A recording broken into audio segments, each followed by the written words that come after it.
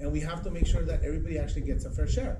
And that's just reality. I'm not saying that it's just, we know it through research, we know it through data, and that's the world we live in. So we as legislators have to make sure we just make it a little more fair for everyone by ensuring that everybody actually gets an opportunity, as opposed to singling out one ethnic race or another. We want everybody to have rehabilitative services so that everybody can have a chance to better themselves. So that was a tremendous victory for us. In my opinion, we made history in California, and now children have an opportunity to actually get the rehabilitative services they need here in the state. And you see the trend from other states going completely the opposite, continuing to incarcerate people. In California, we incarcerate still the most people than any other state. And so we knew we had to do something, because that also costs money. That also costs resources. And we were also asked by the federal government that if we don't figure out ways to figure out what we're gonna do with our prison population, that the federal government's coming to take over the prison system. So my opinion, under this administration, is the last thing I need is having the Trump administration taking over the prison system here in California. So where do we start? With our children, immediately. That is the easiest way. Why not, when people are their brains are still being formed, give them an opportunity to rehabilitate themselves. So that's the first case. The second case I want to talk about, which is something that I'm sure you all heard about, and if you're involved and understand the immigrant rights work that we've done in California, we've really here in California worked to incorporate our immigrant community in a way like no other state. And we've proven in California that by incorporating our immigrant community, by making sure we pay a livable wage, by making sure that we pay women the exact same amount for the same work as their male counterparts, that we invest in our environment, that the economy's not gonna fall. The sky's not gonna fall in California and somehow we're gonna go into ruin. As a matter of fact, we've proven that these policies help California become the 5th largest economy in the world. And so you in the classroom here, I hate to tell you, you're not competing with other students in Nevada, Arizona, New Jersey. You're competing as California students with kids from India, China, Germany, you name it. We're competing against those nations. California is the 5th largest. There's only 4 other economies in the world that are larger than the economy of California. Isn't that insane when you come to think about it? But why is that? Because everyone is contributing to the economy. Our immigrant community is contributing. The person who's selling fruit on the corner, the person who's selling you flowers are also contributing to the economy of the state. And we see them as valuable contributors, unlike other legislatures in other states. So there was a debate a couple years ago about how do we give undocumented immigrants in California a driver's license. Do you guys remember or heard of that, right? So I'm gonna tell you the behind the scenes of how we actually got that done. Because I'm sure you all saw the picture of us in front of City Hall, everybody hugging, everybody making sure they got in the picture when the governor was signing the bill, but it was a lot more messy to get there. And there was people in that picture who were against us. People who you would normally think were not gonna be against us, because we had philosophical differences of how we were gonna get to the exact same thing. This is a case in not us fighting against somebody who was necessarily against us. There was a group of folks who were against driver's license, but we know we had the majority of the votes and the power to get this done. But it was within our own support base. We're trying to figure out how do we get this done without making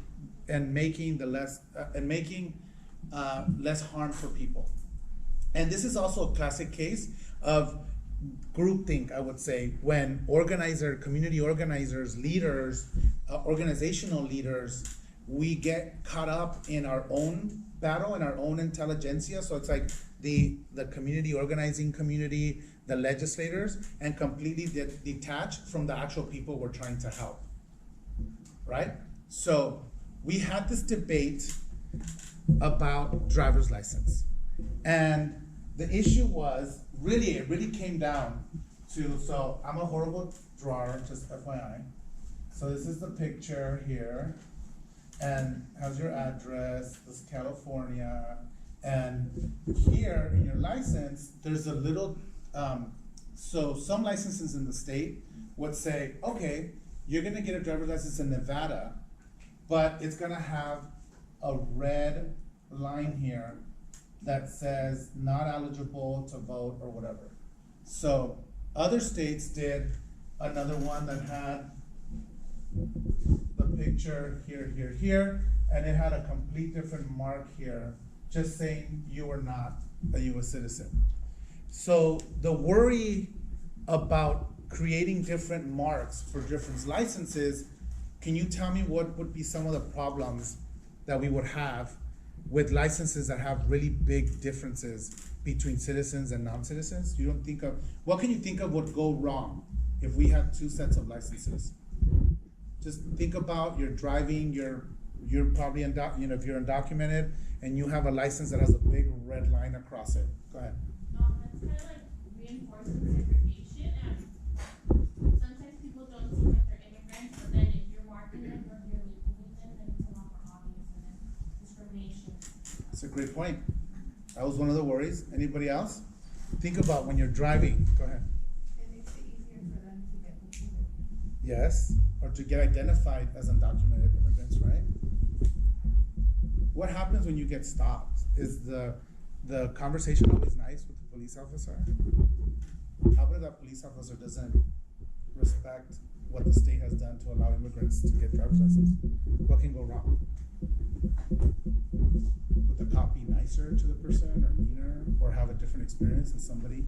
So these were all conversations that we were having about how do we make comfortable our immigrant community to be able to get a license that ultimately is gonna single them out as different, right? And so our fight was between our own coalition about, we wanna make sure we get the smallest decal, because we had to put something different, because the federal government had passed the Real ID Act that we're all gonna have to take it out, get a new ID by 2020, I think, 2023. In order to fly and get on planes, you have to adhere to this. And so the conversation was really about how do we make the most minimal mark so that we can lessen the discrimination for our community. And so it came down to literally us fighting for the language. If you read the language in your license here, and if there's somebody who has an AB60 license, it reads different. But we were fighting even the font size for that.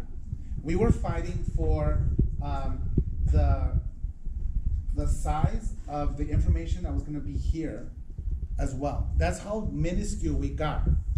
And it got to the point where we couldn't come to a conclusion. There was the diehards that were like, no mark whatsoever. Let us get sued by the federal government. Who cares? Whoever gets a license, whoever needs a license gets a license without any difference. And knowing that we were gonna be completely in opposition with the federal government and we probably would lose, but some people were willing to do that. Let's get sued and let's lose if we have to, and then we come back. And then there was some of us that were trying to negotiate to get something done. But I was still caught up, there was a group of us still caught up with working with the same coalition that was stuck and we couldn't move. And so one day, I go to my parents' house in East LA and I talked to an individual who's undocumented, and I told him, this is the big debate we're having in Sacramento. And this is a lesson for sometimes you need to talk to the folks that you're actually trying to help, because you'll see that there's sometimes a different perspective.